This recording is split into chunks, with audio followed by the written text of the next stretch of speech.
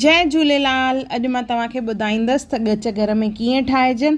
ॻच हिकु Sindhi sweet dish आहे जेका स्पेशली थधिड़ी या महालक्ष्मीअ ते ठाही वेंदी आहे। त मां तव्हांखे ॿुधाईंदसि कीअं तव्हां इन्हनि खे घर में ठाहियो और इहे भुरकणा और सुठा ठहनि। जय झूलेलाल दोस्तों, मां मुस्कान आहूजा और तव्हांजो स्वागत आहे मुंहिंजे चैनल हुनर मुस्कान का सिंधी ते। अचो त रेसिपी शुरू कयूं था। हिकु बाउल खणंदासीं, उन में विझंदासीं असां मैदो। 2 कोप मां मैदो खयो आहे, मेजरिंग कप खयो आहे। 2 कोप मैदो विझंदासीं, उन सां गॾु विझंदासीं 2 नंढा स्पून सूजी, टी स्पून्स। सूजी वधीक विझण सां जेके ॻच आहिनि उहे भुरंदा आहिनि, त असांखे सूजीअ जी क्वांटिटी घटि रखणी आहे। 2 चमचा नारियल चूरो, 2 नंढा चमचा विझंदासीं। ॻच चमचो इलायची पाउडर या तव्हां फोटनि खे बि कुटे विझी सघंदा आहियो। 2 चमचा कुटियल ड्राई फ्रूट, इहो ऑप्शनल आहे। इन सां गॾु असांखे तेल विझणो आहे, त पहिरियों मां हिते 4 चमचा विझी रही आहियां। 4 चमचा विझी मिक्स कंदासीं। उन खां पोइ वरी ॿियो विझंदासीं। लॻभॻि हिते 8 खां 9 चमचा तेल लॻंदो। 4 चमचा विझी मिक्स कंदासीं। इहो काफ़ी घटि आहे। ये चङी तरह मिक्स करे छॾियो आहे मां। हाणे ॿिया 4 चमचा असां हिन में विझंदासीं। 3 और 4, टोटल मां हिते 8 चमचा तेल विधो आहे। तेल विझण खां पोइ हिनखे चङी तरह मिक्स कंदासीं और मुट्ठी बंदि करे ॾिसंदासीं। अगरि मुट्ठी ॿधिजे थी मतिलबु तेल जी क्वांटिटी बराबरि आहे। त ॾिसो 8 चमचनि खां पोइ मुट्ठी चङी तरह ॿधिजे थी पई। तव्हांखे लॻे अञा ड्राई आहे, मुट्ठी नथी ॿधिजे, त 1-2 चमचो तेल ॿियो बि विझिजो। इन खां पोइ असां विझंदासीं हिन में पीसियल खंडु। 1/2 कोप पीसियल खंडु विझणी आहे। अगरि चमचनि में तव्हां मापींदो त इहे लॻभॻि 5 चमचा आहे। खंड खे मिक्सी जार में विझी करे असांखे पीसणो आहे, बिल्कुलु पाउडर करणो आहे।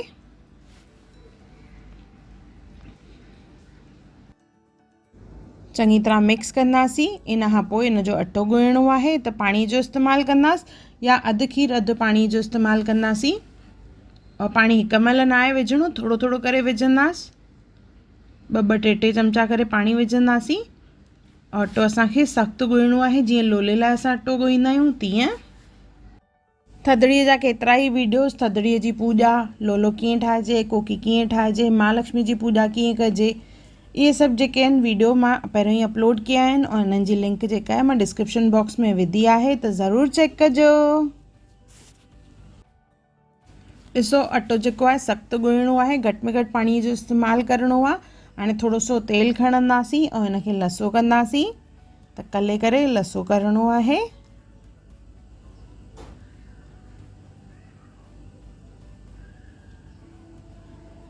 इहो असांजो अटो लॻभॻि तयारु थी वियो आहे। ॾिसो सख़्तु अटो आहे इहो। हाणे हिन मां खणंदासीं हिकु चाणी। जीअं लोले में खणंदा आहियूं तीअं असांखे वॾी चाणी खणणी आहे। इनखे वेलींदासीं।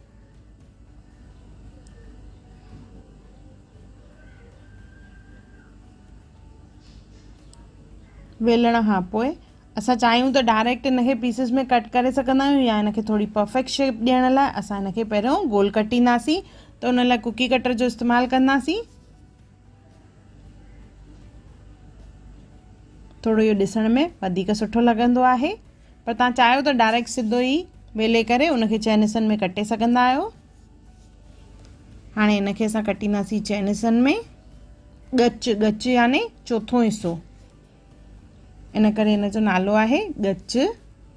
1/4 जंहिंखे असां इंग्लिश में चवंदा आहियूं। इन ते थोरा सा असां छुरीअ सां निशान कंदासीं।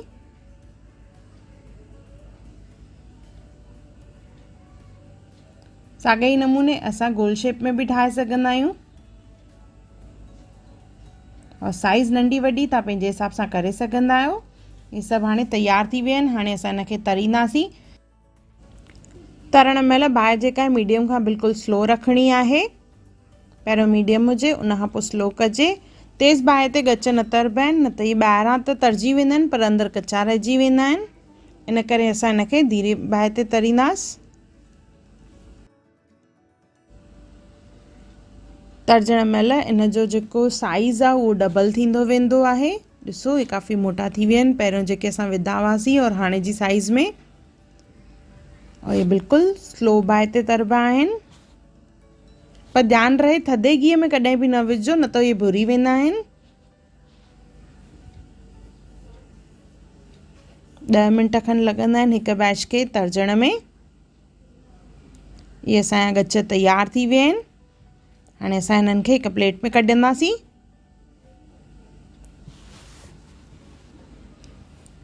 ॻच गरम गरम जेॾी महिल कढिबा आहिनि ओॾी महिल ई उन्हनि जे मथां खंड खे पीसे विझिबो आहे। थोरी थोरी खंड, थोरो ड्राई फ्रूट खे मिक्सी जार में थोरो पीसे करे ड्राई फ्रूट विझिजे।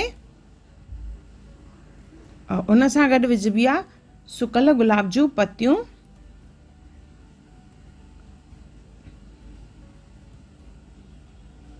ये ॾिसण में बि बढ़िया लॻंदियूं आहिनि।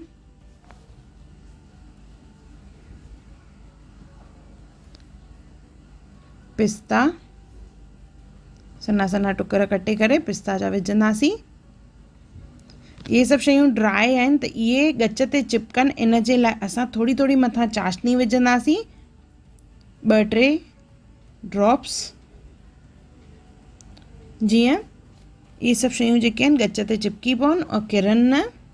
चाहियो त गरम गरम तेल जो बि इस्तेमालु करे सघंदा आहियो। गरम तेल विझण सां खंड जेका आहे उहा मेल्ट थींदी, उन ते इहे सभु शयूं चिपकी पवंदियूं।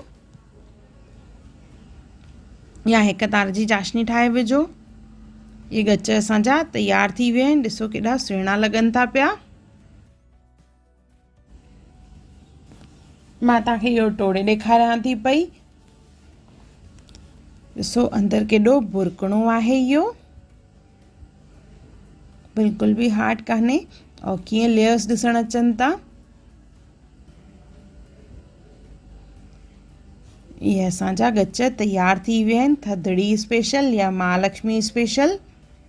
ज़रूरु ठाहियो और मूंखे कमेंट सेक्शन में ज़रूरु ॿुधाइजो तव्हांखे मुंहिंजो वीडियो कीअं लॻो। अगरि तव्हांखे मुंहिंजी वीडियो पसंदि आई हुजे त उनखे लाइक कजो, मुंहिंजे चैनल खे सब्सक्राइब कजो, इंस्टाग्राम ते ज़रूरु फॉलो कजो और मुंहिंजी वीडियो खे ज़रूरु शेयर कजो। और मुंहिंजो वीडियो ॾिसण लाइ धन्यवाद।